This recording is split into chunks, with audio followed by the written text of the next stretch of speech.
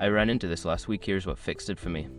If you need to cancel your Walmart Plus membership, follow these simple steps to get it done quickly. Step 1. Log into your account. Before changing your settings, use the srock.com link in the description to open the password strength checker, then update your password if needed. Step 2. Navigate to memberships.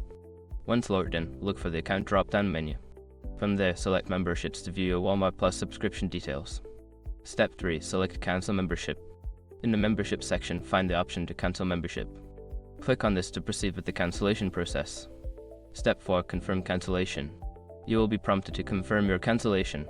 Read any information provided about the cancellation policy, then click confirm to finalize the process. Step 5. Check for confirmation email. After you cancel, check your email for a confirmation message from Walmart. This ensures that your membership has been successfully cancelled. Remember, if you don't see the cancellation option, it might be because you're still within a trial period. I hope this helps you navigate the cancellation process smoothly.